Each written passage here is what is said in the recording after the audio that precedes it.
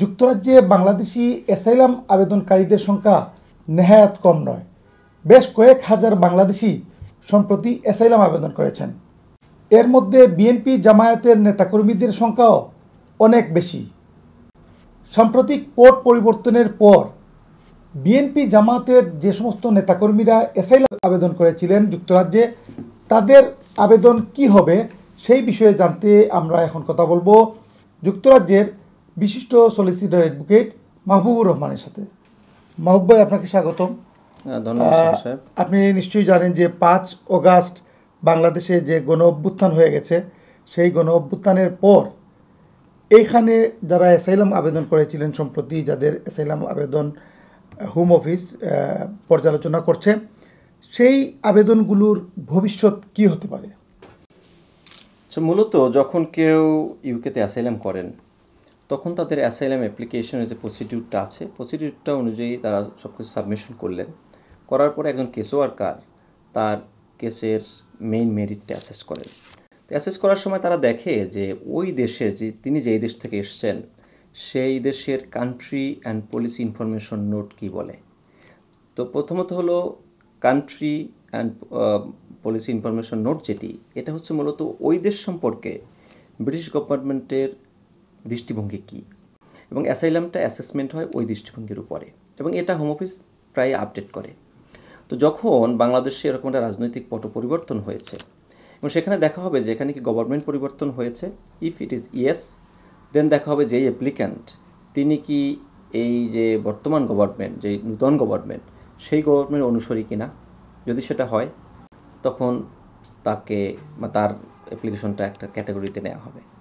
আবার দেখা হবে যে তিনি যে বলেছেন যে তিনি কাদেরকে ভয় পান, যাদেরকে ভয় পান তারা কি এখনও ক্ষমতায় আছেন অথবা নাই। যদি না থাকে তাহলে একরকমের হবে, যদি ক্ষমতায় থাকে তাহলে একরকম। যেহেতু ক্ষমতায় নাই, তেমন তাকে কিন্তু আবার ওই সেম ক্যাটাগরিতে, আলাদা একটা ক্যাটাগরিতে নিয়ে অ্যাসেস করা হবে যে ইয়েস, তার যে শত্রুরা বা তাকে যে লাইফ রিস্কের জন্য হুমকি দিয়েছে তারা এখন আর ক্ষমতাসীন নন। তো তখন হলো কি তার কিন্তু অ্যাপ্লিকেশনটা একটু লো গ্রেডের হলো, এক কথা হচ্ছে দুর্বল অ্যাপ্লিকেশন হলো।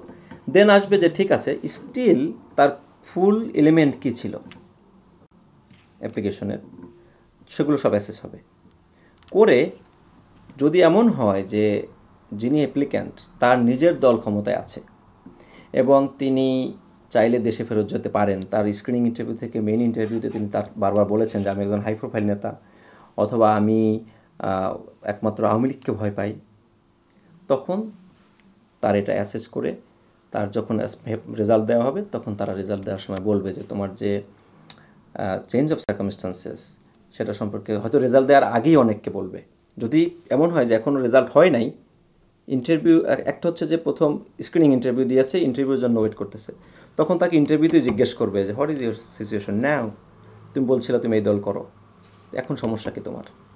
তখন তাকে এটা এক্সপ্লেন করতে পারতে হবে। যদি দেখা যায় যে স্টিল তার কোনো সার্কামস্টান্সেস আছে, কোনো এলিমেন্ট আছে যেটা দিয়ে আপনার রিফিউজি কনভেনশনের যে 5টা গ্রাউন্ড সেগুলো ফুলফিল করে কোনো একটা পলিটিক্যাল অথবা আদার্স, তাহলে তাকে হয়তো অ্যাসাইলাম দিতে পারে। আর যদি না হয় তাহলে দিবে না। সেকেন্ড হচ্ছে যখন মেইন ইন্টারভিউটা হয়ে যাবে, তারপর যখন অ্যাপ্লিকেশন পেন্ডিংয়ে আসে রেজাল্ট দেওয়ার জন্য, তখন তারা ওই অ্যাপ্লিক্যান্টকে, অ্যাসাইলাম সিকারকে তারা লেটার দিতে পারে। কেস ওয়ার্কাররা ইন জেনারেল এটাই নিয়ম যে তাকে লেটার দিবে যে তোমার কোনো চেঞ্জ অফ সার্কামস্টান্সেস আছে কি না, যেহেতু তোমার দেশের সিচুয়েশন চেঞ্জ হয়েছে, তখন এটা হইতে পারে। তখন তারা যদি এক্সপ্লেন করে এবং তখন অ্যাসেসমেন্টে ওইটা পার্ট হবে। যখন দেখা যায় না স্টিল তার লাইফ রিস্ক থাকতে পারে, তখন তো অ্যাসাইলাম দিবে, আর না হয় তারা বলবে যে না, এটা আনফাউন্ডেড। থার্ড হচ্ছে যদি আপিলের স্টেজে থাকে, তখন আপনি যখন ডকুমেন্ট সাবমিশন করে ফেলছেন অথবা করতেছেন, তখন ওই হোম অফিসের রিপ্রেজেন্টেটিভ এখানে আসবে, অথবা রিভিউ স্টেজে তারা বলে দেবে তোমার এই কারণে মনে হয় যে তুমি ফার্দার আরও চাইলে সাবমিশন করতে পারো, অথবা হিয়ারিংয়ে গিয়ে তখন বলবে যে তাদের এই অবস্থা তো চেঞ্জ হয়েছে। কিন্তু সবচেয়ে বিষয় যেটা হলো এখানে, যেমন অনেকে কনসার্ন হয়ে আছেন যে আমার অ্যাপ্লিকেশন শেষ হয়ে গেল কিনা, আসলে কিন্তু তা না। সেই পার্টি কি ক্ষমতায় এসেছে কিনা, যদি না আসে তাহলে কিন্তু আপনার যে country and policy guidance change হবে, সেই চেঞ্জের ক্ষেত্রে তো আপনার সরাসরি ফুললি আপনাকে আনফাউন্ডেড বলার সুযোগ নাই। যেমন আপনি যদি বিএনপি করেন, বিএনপি এখন ক্ষমতায় আসেন নাই, তেমন হচ্ছে এখন যার কেস পেন্ডিং আছে, এখন রিভিউ স্টেজে অথবা অ্যাসাইলাম ডিসিশন স্টেজে আছে, তারা এই বিষয়ে লেটার পাবে না। লেটার পাবে তখনই যখন country and policy information note change হবে, মানে কান্ট্রি পলিসি চেঞ্জ হবে। সে চেঞ্জ হতে টাইম লাগে, এটা 1 মাস 3 মাস এরকম টাইম লাগে। এই টাইমের পরে যদি এরকম চেঞ্জেসটা হয়ে যায়, তখন ওই চেঞ্জেস যতটুকু হবে ওই অনুযায়ী আপনার অ্যাসাইলাম কেসটি অ্যাসেস হবে। তার মানে এই মুহূর্তে কিন্তু অনেক অ্যাসাইলাম সিকার যারা বিএনপি জামাতের নেতাকর্মী হিসেবে ক্লেম করেছিলেন, তাদের মধ্যে এক ধরনের ভীতিও এই মুহূর্তে কাজ করতেছে। যদিও বাংলাদেশের পরিস্থিতিতে অনেকে খুশি, কিন্তু মনে মনে কিন্তু অনেকে টেনশনের মধ্যে আছেন। তাদের উদ্দেশ্যে আপনি কি বলবেন? আচ্ছা, এখানে বিষয়টা হচ্ছে এরকমের যে যদি কেউ এমন হয় যে কোনো অথরিটির দ্বারা, যেমন তার মনে করেন কোনো সেনাবাহিনীর সাথে তার কোনো ক্লাশ ছিল, অথবা কোনো পুলিশ বাহিনীর সাথে তার ক্লাশ, তিনি তো স্টিল সেফ না। হয়তো এটা দেখতে হবে যে কতটুকু, থ্রেশহোল্ডটা কতটুকু। সেকেন্ড হচ্ছে যে তিনি কতটুকু, যেমন এক বলা ছিল যে বিএনপির নেতা মানেই তিনি অ্যাসাইলাম পাবেন না, তিনি হাই প্রোফাইল কিনা।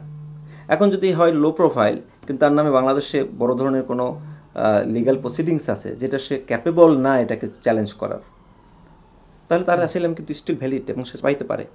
কিন্তু সে যদি হয় মনে করেন একজন এমপি ক্যান্ডিডেট, বাংলাদেশে বিএনপির এমপি ক্যান্ডিডেট, এখন যদি বিএনপি মনে করেন যে ক্ষমতায় চলে আসলো, অথবা বিএনপির যারা শীর্ষ নেতৃত্ব তারা সবাই বাংলাদেশে চলে গেছে, তখন তো তার দেখাতে হবে তার নামে এমন কি বড় মামলা আছে যেটা তিনি চ্যালেঞ্জ করতে পারবেন না, এমন কিছু আছে কি না। যদি না থাকে তাহলে তো তারও চলে যাওয়া উচিত।